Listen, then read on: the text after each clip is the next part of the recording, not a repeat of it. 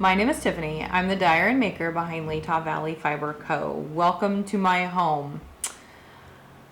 You can follow me on Instagram at Latah Valley Fiber Co. You can direct message me at lvfiberco@gmail.com. And if you want to find my shop, it's Latah Valley Fiber Co. at etsy.com.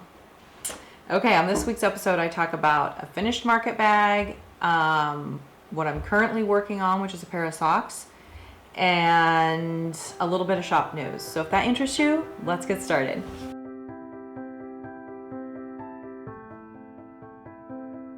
All right, I hope you all are doing well. It's been 2 weeks since my last episode, and I've been able to finish a few things.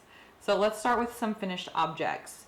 I only have one, and it is the Auden Market Bag by Lakeside Loops. You can follow her on YouTube, and she has a web page as well, or a website. Here it is. Isn't that cute? I really like it a lot. It doesn't have anything in it currently, but yeah, it's super sized on the inside. She says basically you can use it for whatever you want. A purse, a market bag, a beach bag, yeah, your knitting and crochet bag. So I do like this feature where you put one handle through the other and it kind of slouches and it just looks super cute. So this is a crochet pattern, and it was really easy to do. It's basically single crochet, which does take up a lot of time. Quite a bit different than knitting actually, because I find it slower for myself anyway, because with knitting I don't even have to look at my knitting and I'm just going through. But with crochet, I have to, and it could just be because I haven't done it in a long time, but I have to actually watch where I'm inserting the hook to make sure I get through both of the V's, the V's on the top. So it's just a little bit slower. I did enjoy the process though, and it was quite nice to have something to do other than knitting. Kind of change it up a little bit, because crochet is with one hand mainly. So yeah, let's talk about the yarn. I bought it at my local Joann's, and it is not the yarn called for in the pattern. The designer calls for it's by Lion brand, but it's it's like a flat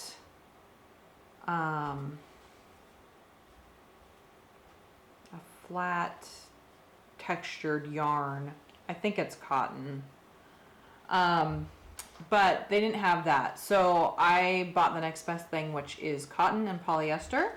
It is recycled yarn from Lion brand in this re-up right there. And this colorway is called Everglade. So I was really excited to finish this and use it. We're going to the beach the next couple of weeks, several times in there, and I want to use it for my beach bag and maybe throw in a little knitting or crochet project in here as well. So I think I'll be styling. What do you guys think? Yeah, super cute. I love the pattern and how the bag turned out. There's one more of hers that I would like to do as well. So I do have a mauve in this yarn, and so I might tackle that. We'll see. Okay, so that's my one and only finished project this last couple weeks. I do have a works in progress, which is in this cute knitting bag that my sister made for me a couple of years ago. I use this bag pretty much exclusively for projects if that's small, like this or socks. So, and it's plenty big for socks, plus all of your notions. And I also have my needle gauge in here, as well as my sock measure as well. So these are a pair of socks that I am knitting for my dad out of my own hand-dyed yarn. This is my sock base yarn. In this colorway is purple or gray, and I only had one skein of that for some reason. I can't remember why. Maybe I was testing out a recipe, and I've decided not to carry it in my shop. So after it was in my shop for sale for a while, I decided I'm just going to pull that off and knit my dad a pair of socks.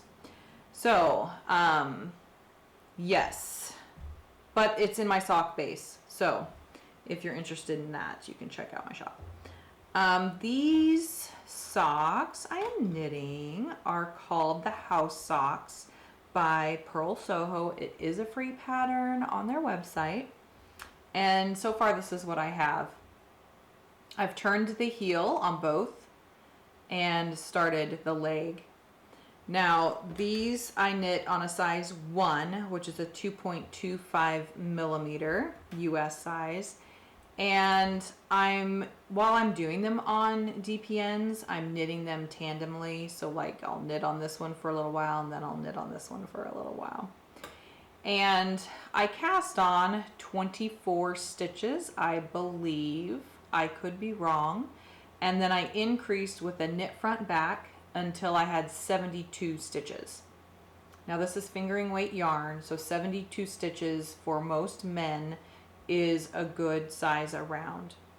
The pattern called for you to start the patterning right after actually I think it's top down, and I'm reverse engineering it. Oh, can't actually remember. Yeah, I don't know. But anyway, it's neither here nor there. I did knit 5 rounds before I started the pattern on both of the socks. And then this is a twisted stitch pattern on the top, and then on the bottom it's just stockinette until you turn the heel and start on the leg, and then you start the pattern in the round until you're done. I did my normal heel, which is a shadow wrapped heel. And I find that they are really nice. They really fit my feet well, and they're not tight and they don't bunch. So, and my dad seems to like them that way as well, which is good. Plus they're an easy heel. I don't have to think about it. I just get to the heel and I'm like, oh, okay, this is what I'm doing. I don't have to look at the pattern. Okay, so I need to knit another inch before I start the next part of the patterning. It kind of, the pattern switches up a little bit and it takes the twisted stitch and kind of jogs it over and up. So it has a cute, an additional pattern for the socks. So I'm excited to hit that point because this is a little boring now. I don't know about you, but twisted stitches are a little slower for me because you have to go into the back loop and then purl or knit, and then the next stitch is a purl, and then the next stitch is you're knitting through the back loop, and it's just not as fluid as knitting and purling normally are, for me anyway. So I am excited for the next step in the pattern. And then it goes for maybe 3 or 4 more inches and then you're done. So I'll keep working on those. I have I'm going to see my folks Monday, this next Monday, and I hope to have them done, which I should have them done in plenty of time. So, Dad, look forward to these socks coming up. And that is it for works in progress. I did dye up yarn, which I thought I would insert here, a little vlog of me dyeing the yarn and processing it and then scanning it up and preparing it to become my new Potomac worsted cardigan. So I'm going to insert that here. Enjoy. Hi friends, it is Tuesday morning and I have decided to dye up for the Potomac worsted cardigan from KnittyMcPurly. A couple episodes ago I talked about dyeing the yarn for this and then knitting it through the summer so that I would have it ready to go for the fall. I'm a little behind, so I'm going to get started on this today. I should be able to dye it up and have it ready to dry through the evening, and then I could possibly start knitting on it tomorrow. So I am knitting the size 4, which calls for 1,600 yards, which is about 6 skeins of this.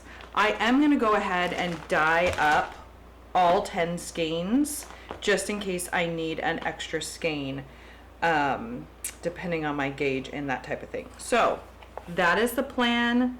Let's get started. So the process that I'm using is I'm going to dye with tannin and then put it in an afterbath of iron, which will shift the yarn to dark gray or gray. It darkens depending on how long you leave it in there. So we'll see about that when I get there. I am adding 100 grams of aluminum sulfate, which helps the color to bind to the yarn. And I'm using 100 grams because I'm using 1,000 grams of fiber and it's at 10% weight of fiber. So we'll get this heating. I'm setting it at medium heat. That will get it up to temperature of 160, and then I'll let it set there at 160 for 1 hour before starting the dyeing process.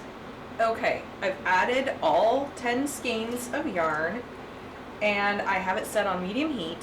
I'm going to bring it up to temperature of 160, and once it's there I'm going to let it set for an hour and then I will rinse it. Now supposedly if you're using tannin as your dye, you wouldn't need to have a bonding agent. However, I have not tried that out yet, and I'm not willing to try it out on 10 skeins of yarn. So I will attempt to do that at a later date with maybe just 1 skein of yarn. So let's begin heating. Okay, so for the process so far, I've mordanted the fiber with aluminum sulfate and rose it to a temperature of 160 and then cooked it for an hour. I've since rinsed the fiber and now I'm going to add the tannin into fresh hot water and we're going to dye. The tannin that I am using is liquid. I am dyeing 1,000 grams of fiber, so I need 10% of that for the dye, which was 100 grams. I've mixed it. We're going to turn it on to medium heat and I'm going to add the fiber.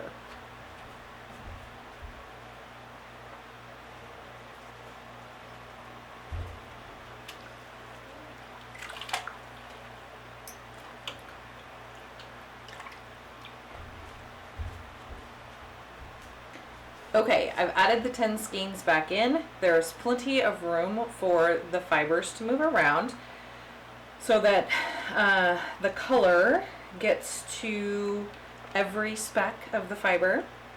Once we've done this, I will raise the temperature. I've set it to medium. I'm going to raise the temperature back up to 160, and then once it reaches 160, I'm going to cook it for an hour, and then we're going to go directly from that to a afterbath of iron, and it's going to shift from this color to gray, and I'm sure you guys will enjoy that process. I'm really excited. So, meet you back here in a little bit.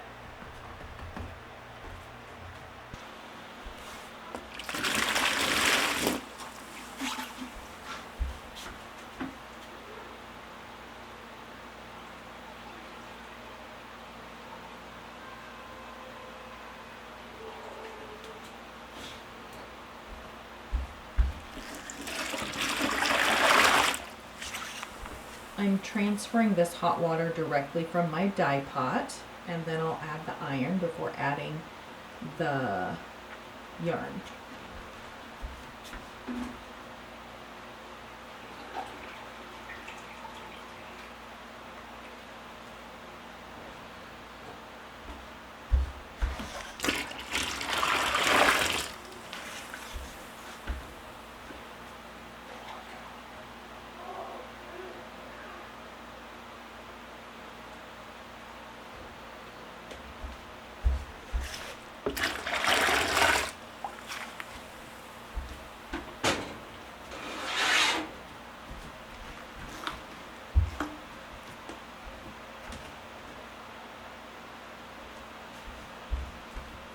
This is the iron, which you can see already changed to the dark gray.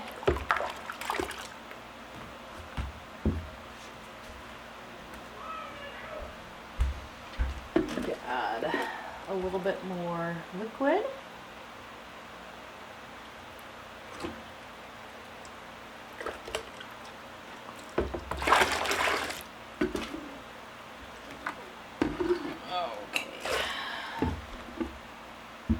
I'm going to add the yarn next.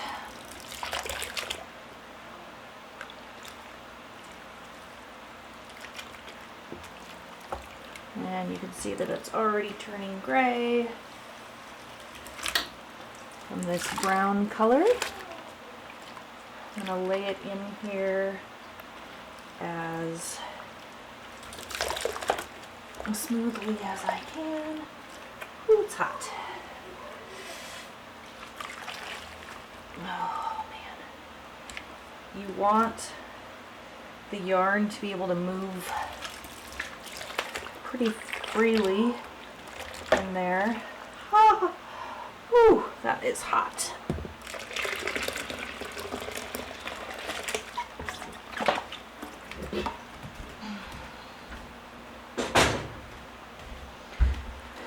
Just gonna dump it in there and kind of move it around at this point. Ah, wowzers. 160 degrees for you. So you can see that the yarn is already turning gray from the interaction with the iron. And depending on how dark you want your gray, you leave the yarn in here.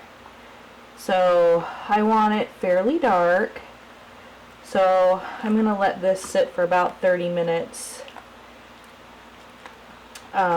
before deciding if I need to mix up some more iron or not.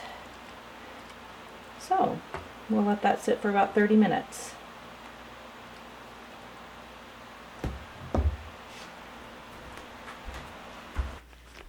Okay, let's check our color. This is pretty dark. I would, however, like it to be just a little bit darker. So I'm going to go ahead and add a little bit more iron to it.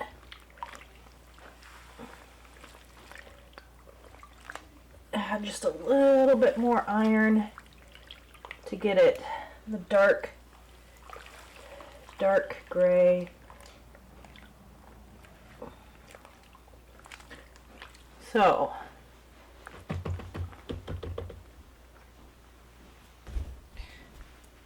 I had it at 6% weight of fiber, 10 grams. I'm going to add a little bit of the water and mix it.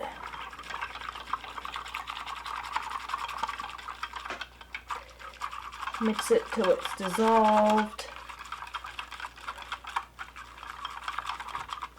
The hard part is once you have the fiber in it's really hard to add.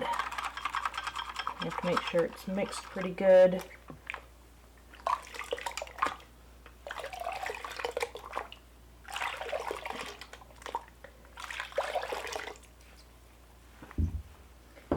Okay. Now I'm just going to rotate the fiber, making sure I don't see any light colored tan. And I don't. It's all pretty dark. So that's good. But now you need it to get through all of the yarn so that it's distributed perfectly.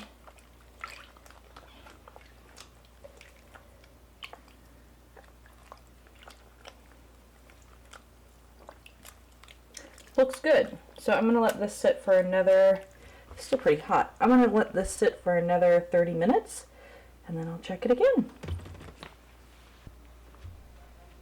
Okay, let's just go ahead and check this. See if it's the dark color that I want. And it sure is. So I'm going to go ahead and rinse it and hang it up to dry. And I'll meet you back here when it's all hung up. All right, everyone. This is the yarn that I dyed the other day. It's worsted weight yarn. I'm going to use it for my Potomac worsted by KnittyMcPurly cardigan pattern. So let's skein them up.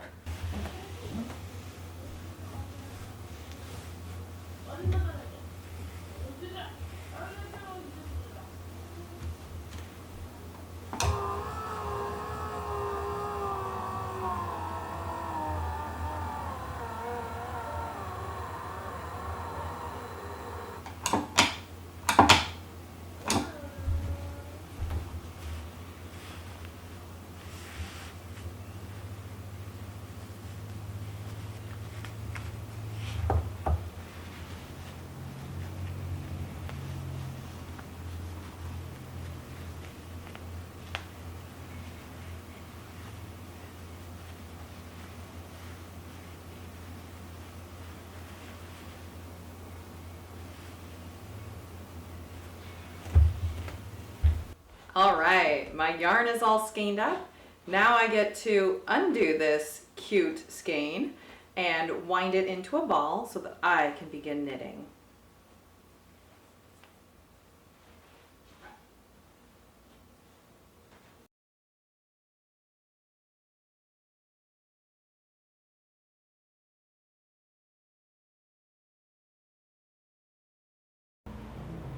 Happy Sunday, everyone. It's been a busy week here at Latah Valley Fiber Co. as I've been dyeing most of the week in preparation for a shop update on August 1st. In the process of dyeing, I was able to dye up my worsted weight yarn that I'm going to use for a cardigan by KnittyMcPurly. It's called the Potomac worsted. Now I hand dyed this with tannin and then put it in an after bath of iron to shift it to the gray. And I'm excited to cake this up and get started on this cardigan. So let's jump right into it.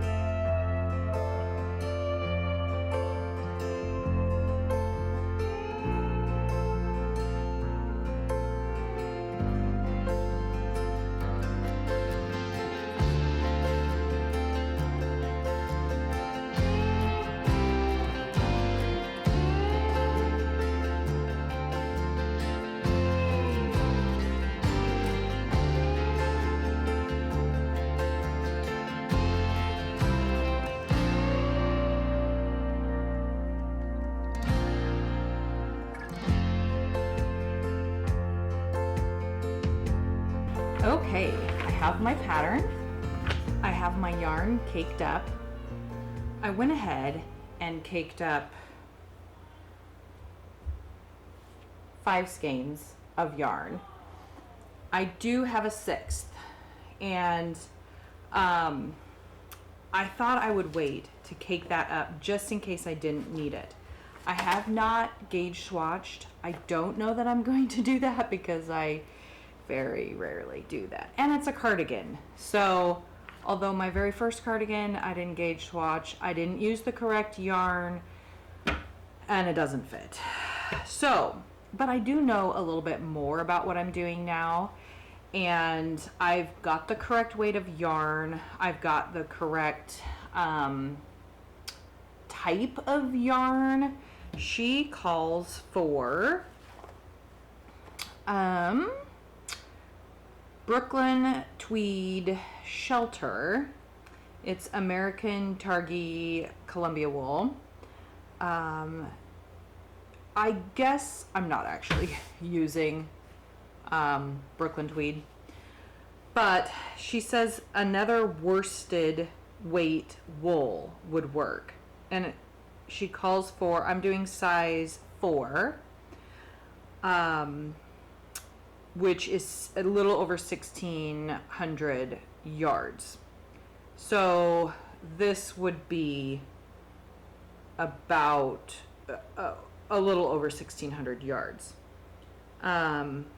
But depending on your gauge, I may not need to break into this. So I'm going to wait to skein this up. I dyed 10 skeins in this steel gray color. So I could possibly, if I only use 5, then I could sell the other 5 as a set for somebody else who wants to make this Potomac worsted. Excuse me.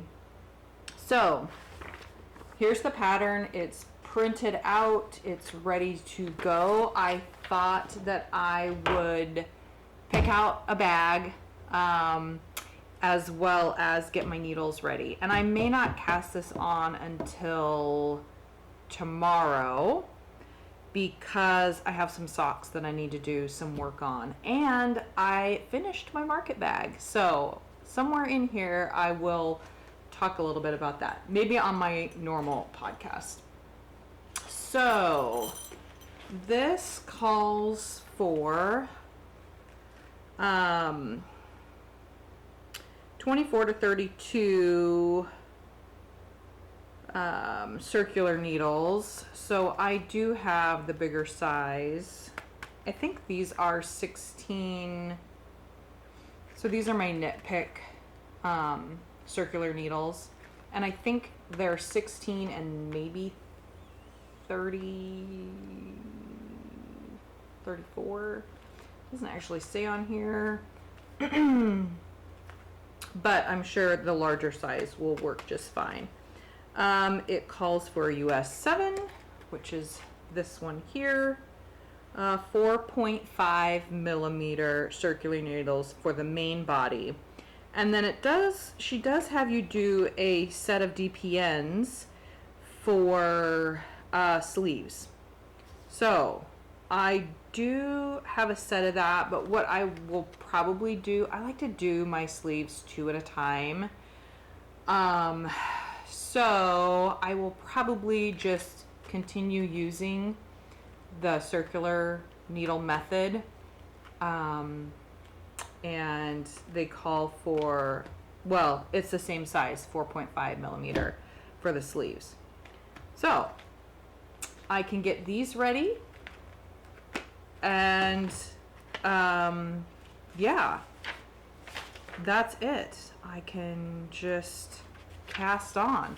She does recommend that you go through and you highlight your size and then highlight that through the pattern. So I will do that.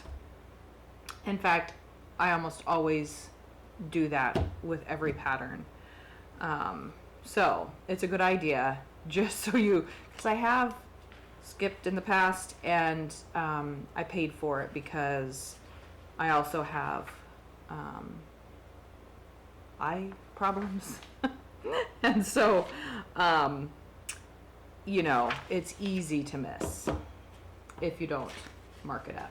So the bag I'm going to use, oops, is one that I made a number of years ago, and it's full of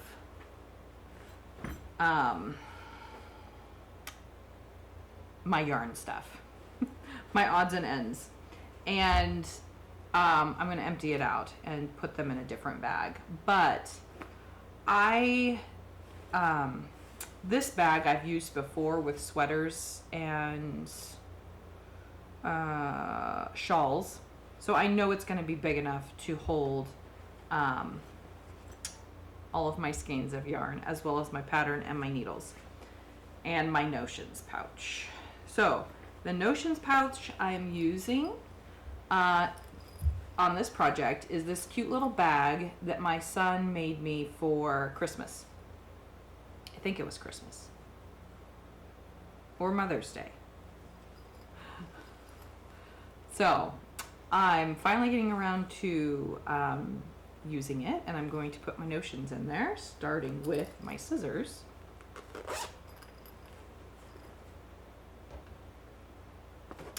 And I will add stitch markers, a measuring tape, and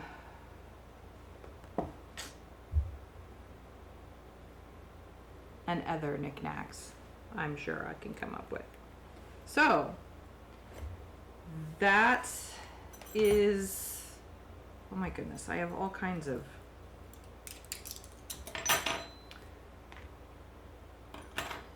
So some of you may know this or may not know this, but my husband and I started a project in our basement, and that's where my craft room was. So I had to downsize, and part of downsizing is stuffing things in bags. Just randomly. So, woo, that's full. Oh wait, I have it upside down. There we go. Stitch markers, that'll be good. Add that in there. I have several projects languishing in this in this bag. So we will get them all cleared out. And oh, I was wondering where these were. These are the scissor stoppers.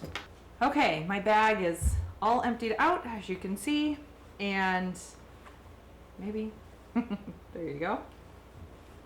So this is what I do, is I just stack them all in the bottom.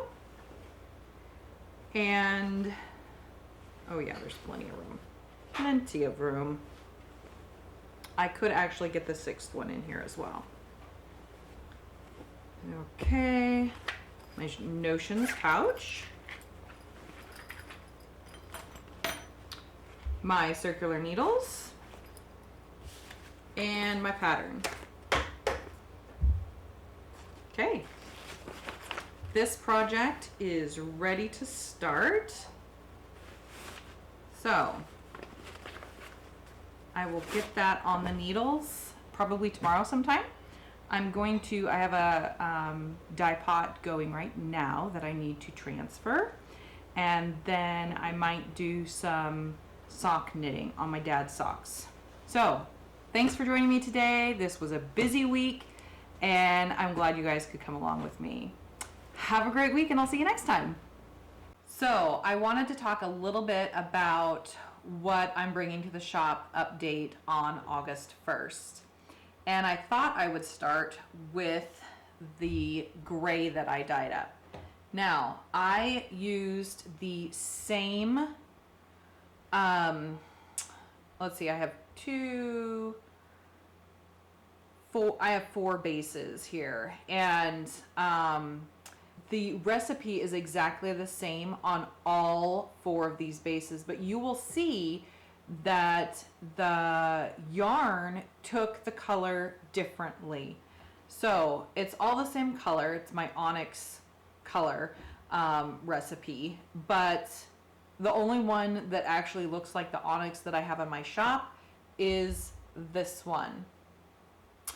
This is superwash yarn, and so it took the color just how I imagined. This is DK weight yarn. And then this is worsted weight yarn. And you can see that the dark gray did not pull. And the recipe was exactly the same. So I also have this bulky weight, which the recipe is exactly the same. And it's a different, like this seems to be a little bit bluer gray, and this is more steel gray, purpley gray.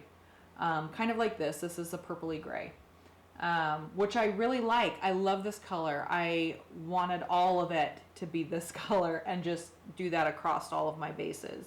But natural dyeing is very different. You're just kind of, I mean, you can use your same recipe, but given various different things that are going on with your water or your pH level, or yeah, there's just a lot that can change the yarn color. So I also have these two new bases, which is mohair, and they are also dyed in the same gray. And as you can see, I can't hold them all. They are also slightly different. And this is the original. And with this darker one, I actually added more iron because I was hoping to darken it up. So that's what I have in mohair. These two colors will be coming to the shop this week.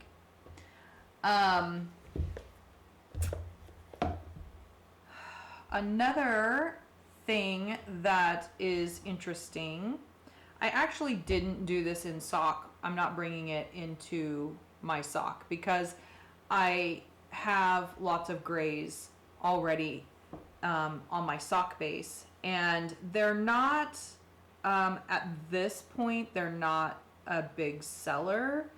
I love gray, and I think it's wonderful, which is why I'm doing a cardigan in the gray, or this gray here. So I just wanted to check. Oh yeah, so this is actually mohair and silk. Mohair and silk blend. So that's this one here. And that is a new base that I'm bringing to the shop. It's a lace weight yarn, as most people know. So yeah, so those are my adventures with the gray. And at the tail end of the little vlog I take you on, I wanted to talk about how the different ways of mordanting yarn, because this is dyed with tannin, and then you put it in an afterbath of iron, and that shifts the color from a beige color to a gray color. And depending on how much iron and tannin were used in the dyeing process, you get varying shades all the way to black. And so I thought it was interesting. I used the same recipe across the board, and I still got different colors. Now, the difference with these have superwash with them. So it's wool that's been treated with a superwash, which has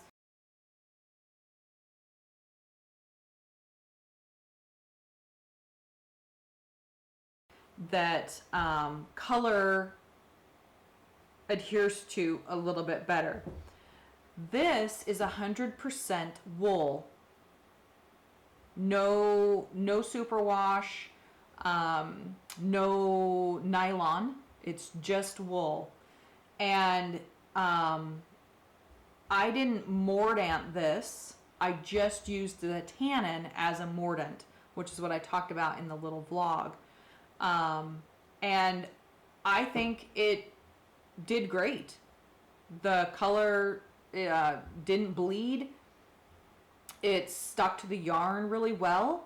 The only thing that I would say, I think I did this and this with no mordant. I just tested out using the tannin as the mordant and then using the iron. And so it worked on both of them. So I think that that speaks for itself. You can use tannin as a mordant on your yarn. So there you go. That's what my conclusions are on the tannin and iron. Okay, so that gray, will be coming to the shop this week. The next color I wanted to talk about is this green. Ta-da! Isn't that lovely? Oh, I love it. And again, these are all dyed with the same recipe, but across the different bases, it covers differently. Now, these three are all the same color. These two are very different. And I dyed these with buckthorn berry, and then I placed them in an afterbath of iron to shift the color to this green. So buckthorn berry is like a brownish brown. It's a brown color. But then when you shift it, it turns it to different shades of green depending on how much iron you've placed in the pot. So this is my bulky yarn, which it's pretty. I like it. I wish it was this color, but it just didn't cover like I had hoped. So that's just how it goes sometimes. And then I have DK worsted and organic worsted. And that's in, all three of these came out the same color, which is really nice. So I like that. And then this one is my sock yarn. Yeah. So this is more yellowy, which I like. There's green kind of filtered throughout. There's definitely hints of this green in here, but it's definitely got a yellowish hue to it, but a green yellow. So I like it. It's beautiful. And the process was really fun on that too. So those will be in the shop as well. Okay, the next set is actually my last set because I ran out of alum, which is aluminum sulfate. So I had to order more. I was only able to dye 3 bases in my colorway Post. So this is my single ply fingering weight organic yarn. It's super soft and it has a halo to it. Has a lot of drape to that. And then I also have it in DK and worsted. Nope. I don't. Okay, that's why I have my records up here. So this is worsted. weight, and then this is my sock yarn. So I love how the color struck my sock yarn slightly different. Now this is still my colorway post, but it struck the yarn slightly different. There's a lot more, what would you call that? Variegation, that's the word. Variegation of the blue and white throughout the skein, whereas this one, you can see there is some of that variegation and the darker and lighter blue, but it's not as striking as on my sock yarn. And the only thing I can think of for that is because this has nylon in it. It's much more subtle with my single ply organic fingering weight yarn. There is still variation in there, but there's a lot less white. And yeah, so these are both fingering weight yarn, but this is a single ply and this is my my sock yarn with the nylon. So that's my colorway post. It'll be coming to the shop also on the 1st. Now I have a new color. It is, actually it's not new, it's lavender. It is, I've carried it before, and in fact there might be some colors in the shop.